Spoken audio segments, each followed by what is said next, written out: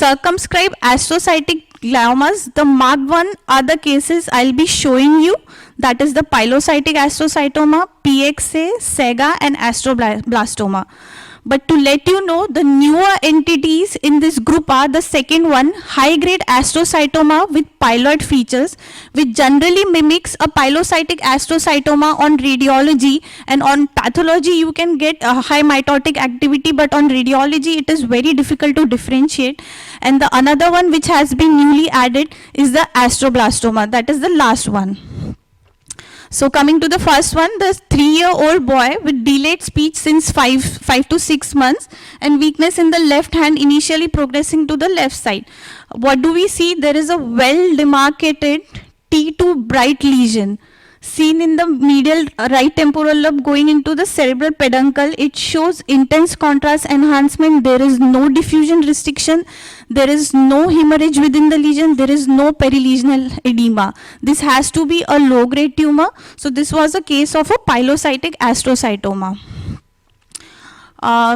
Next is a case of a 14-year-old boy with dizziness and vomiting and headache for last 6 months. So what do we see? There is a very T2 bright, flare bright lesion in the left frontal lobe with subependymal metastasis, and on diffusion it does not restrict. It shows intense contrast enhancement. So this was a case of a pilocytic astrocytoma with subependymal spread. So low-grade tumors can definitely show ependymal spread, but it is quite rare. I just wanted to show you one of them. Now this is a hypothalamic or chiasmatic pilocytic astrocytoma. Generally these are sporadic in nature. So anything anterior to the chiasm, that is pilocytic astrocytoma appearing, gliomas appearing in the optic nerve, they generally belong to the NF1 spectrum. Tumors in the chiasm and hypothalamus, they are generally sporadic in nature as seen in this case. Now you will see this case, you will say that this is a very aggressive tumor, but this is how a hypothalamic chiasmatic tumor looks like. Very aggressive T2 bright component which shows intense contrast enhancement. There is some central necrosis. Being a grade 1, it shows central necrosis because this is because of the tumoral infarct. And there are some peripheral cysts. So this was again a grade 1 pilocytic astrocytoma, sporadic in appearance. Next is a case of a 12-year-old with 5 months history of severe headache and vomiting and visual disturbances. What do we see? There is a solid cystic lesion with the mural nodule at the periphery.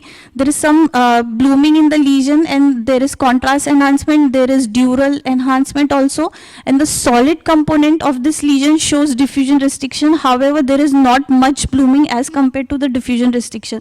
So in such cases you should be aware that this was a case of a PXA.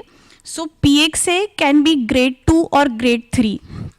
If this would have not shown diffusion restriction, I would label it as a pilocytic astrocytoma or a PXA grade 2. But now that it is showing diffusion restriction, one should keep in mind that diffusion restriction is an indicator for a high grade tumor.